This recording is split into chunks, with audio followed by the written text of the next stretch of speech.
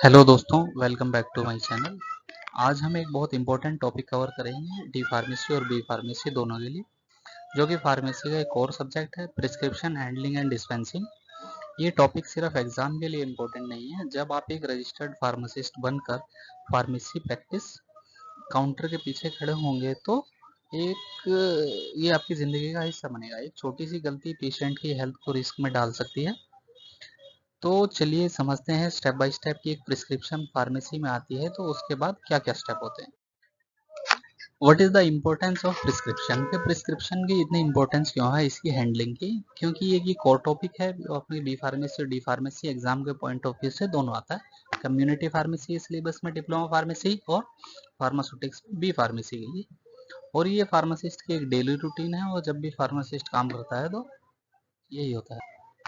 और पेशेंट की सेफ्टी के लिए ये बहुत ज़रूरी है। और चौथा है लीगली इसकी बहुत ज़्यादा इंपॉर्टेंस है। Now comes on the topic what is prescription handling. ये प्रिस्क्रिप्शन हैंडलिंग क्या होता है?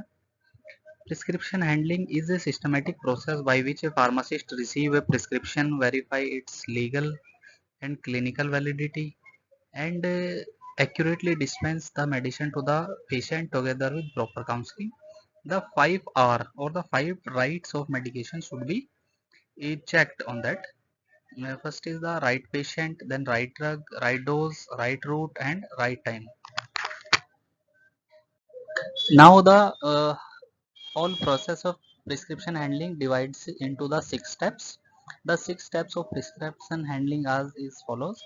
First is the receiving, second is the verification and legal check, third is the legibility and completeness, fourth is the interaction screening, fifth is the dispensing of drug, and seventh last is the counseling and record keeping of the medicine. Now we discuss all the steps in the detail. First is the receiving and then verifying the prescription for legally. The first step, receiving the prescription. Visually scan the prescription on receipt. It is it legible. जब patient prescription लेके आता है pharmacy, सबसे पहले उसको receive करना होता है और विजुअली स्कैन करता है क्या ये लीगल है, क्या डॉक्टर का नाम इसमें लिखा हुआ है, रजिस्ट्रेशन नंबर है, डेट और सिग्नेचर है। दूसरा स्टेप होता है वेरिफिकेशन एंड लीगल चेक। यहाँ फार्मासिस्ट चेक करता है कि प्रेस्क्राइबर की क्वालिफिकेशन और रजिस्ट्रेशन नंबर लिखा हुआ है, पेशेंट की डिटेल, उसका नाम, उसकी उम्र, उसका वजन लिखा हुआ है। ये स्पेशली बच्चों के केस में ज़्यादा इंपॉर्टेंस होता है। डेट ऑफ प्रिस्क्रिप्शन, पुरानी प्रिस्क्रिप्शन खासकर शेड्यूल एच और एक्स ड्रग के लिए वैलिड नहीं होती। Drug name, strength, doses form, quantity and duration properly mention है उसके ऊपर। Now here the third step, तीसरा, that is the checking for legibility and completeness. अगर हैंडराइटिंग अनक्लियर है या कोई इंफॉर्मेशन मिसिंग है, फार्मासिस्ट को प्रेस्क्राइबर से डायरेक्टली कंफर्म करना चाहिए। गैस कभी मत करो, ये सबसे कॉमन डिस्पेंसिंग एरर का रीजन हो सकता है। फोर्थ है screening for the drug interaction and any type of contraindication. Pharmacist को इसमें क्या क्या चेक करना होता है? ड्रग ड्रग इंटरेक्शन, कोई दो ड्रग जो प्रिस्क्रिप्शन पे लिखी हुई आपस में इंटरेक्शन ना करें, या ड्रग किसी फूड के साथ इंटरेक्शन ना करें तो उसको उस टाइम के लिए मना कर सकते हैं।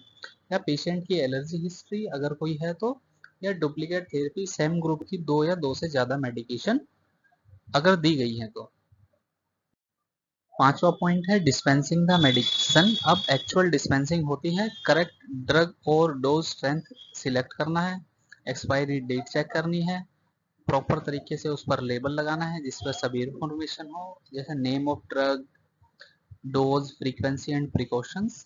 और डिस्पेंसिंग करते हुए 5 चीजें दोबारा चेक करनी चाहिए। First is right patient, right drug, right dose, right route and right time.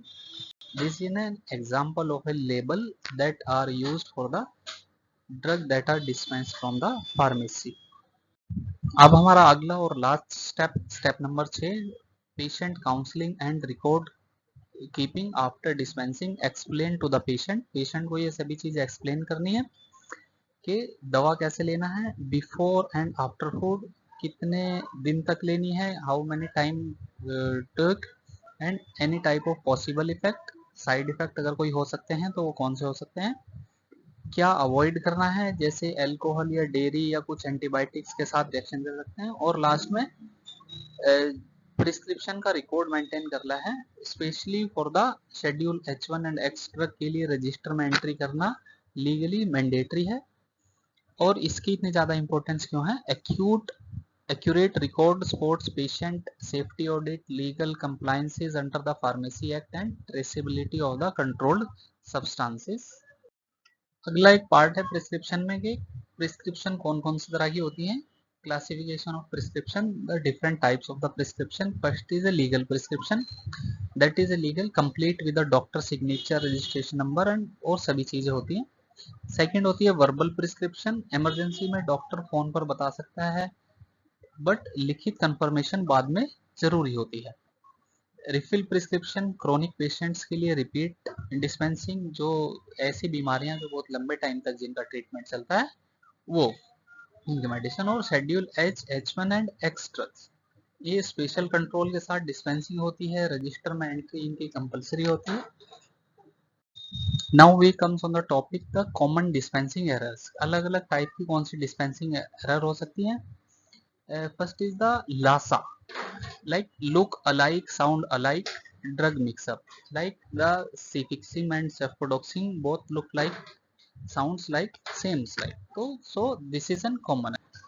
Second dispensing error is the wrong dose calculation, अगर हम गलत डोज कैलकुलेट कर लेते हैं, स्पेशली ये बच्चों के केस में ज्यादा होता है कि उसको अडल्ट वाली डोज ना दे दी जाए। थर्ड होता है miss reading, illegible hand writing, अगर हैंड राइटिंग साफ नहीं है, सही करके समझ नहीं आ रहा क्या लिखा हुआ, हम उसका गलत मतलब निकाल। एक और जो होती है कि डिस्पेंसिंग एक्सपायर्ड स्टॉक, हम दवाई देने से पहले, डिस्पेंस करने से पहले उसको चेक नहीं करते कि वो एक्सपायर ना हुई हो, डिस्पेंस गलत तरीके से कर दी जाए एक्सपायरीमेंट से।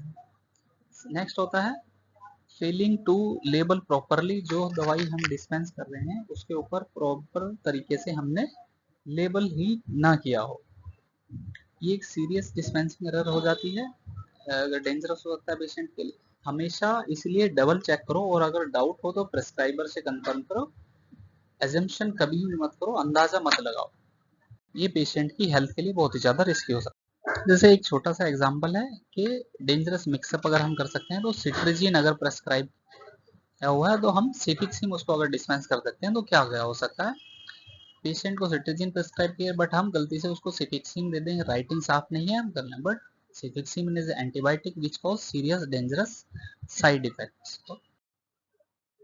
Now the next step is the responsibility of the pharmacist, legal responsibility and ethical responsibilities.